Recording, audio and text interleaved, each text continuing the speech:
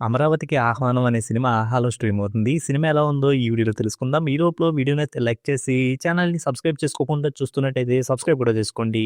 ఈ సినిమా అంతా చూసాక నాకు అక్కడక్కడ పర్వాలేదనిపించింది కానీ, ఎక్కువ చోట్ల మాత్రం రొటీన్‌గా, స్లోగా ఉన్నట్టనిపించింది. ఇంక మీరు ఈ సినిమాని చూడాలనుకుంటే ఈ సినిమా ఎలా ఉంటదని ఫిక్స్ అయిపోయి చూస్తే మీకు కూడా ఈ సినిమా పర్వాలేదనిపించొచ్చు. ఇంక సినిమాని స్టార్ట్ చేయడం ఒక ఇంట్రెస్టింగ్ సీన్‌తో బానే స్టార్ట్ చేశారు. కానీ తర్వాత సినిమాలో మెయిన్ ప్లాట్ స్టార్ట్ అయ్యేసరికి సినిమా ఇంటర్వల్ దగ్గరికి వెళ్ళిపోయింది.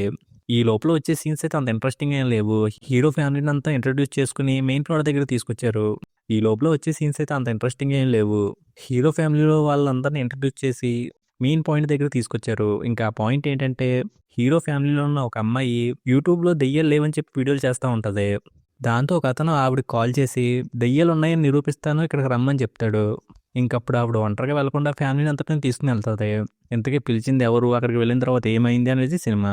ఇంకిలా వచ్చే సీన్స్‌లో అక్కడక్కడ ఏదో జరగబోద్ది అన్నట్టుగా కొంచెం క్యూరియాసిటీని క్రియేట్ చేశారు. అది మాత్రం పర్వాలేదనిపించింది. ఇక ఇంటర్వల్ బ్లాక్ అయితే కొంచెం బెటర్‌గా అనిపించింది. దాంతో సెకండ్ హాఫ్ మీద ఇంట్రెస్ట్ అయితే క్రియేట్ అయింది. ఇంక ఫస్ట్ హాఫ్‌తో పోల్చుకుంటే సెకండ్ హాఫ్‌లో కొన్ని సీన్స్ అయితే కొంచెం బెటర్‌గానే అనిపించినియి. కాకపోతే దెయ్యం పెట్టే ఇబ్బందుల్ని కొంచెం ఇంట్రెస్టింగ్‌గా చూపించుంటే బాగుండేది. అలా చేయకుండా ఒకే సీన్‌ని పట్టుకొని ఎక్కువ సేపు సాగతీశారా అనే ఫీలింగ్ వచ్చింది. సెకండ్ హాఫ్‌లో సీన్‌లో హీరోని మిగిలిన లేడీ క్యారెక్టర్‌లన్నీ కొడతాయి. ఆ సీన్ అయితే బాగా లాగారనే ఫీలింగ్ వచ్చింది. ఇంక సినిమాలో ఫ్లాష్ బ్యాక్ ఎపిసోడ్ అయితే బానే ఉంది. కాకపోతే అక్కడ అంతమందిని చంపాల్సిన అవసరం లేదేమో అనిపించింది. ఫస్ట్ వాళ్ళకేం కావాలో చెప్పి దానికి ఒప్పుకోకపోతే చంపితే బావుంటదేమో అనిపించింది. ఆ సీన్ చూస్తున్నప్పుడు నాకేమనిపించిందంటే కొంచెం అడిగి బెదిరిస్తే ఆవిడే ఒప్పుకుంటది కదా అనే ఫీలింగ్ వచ్చింది.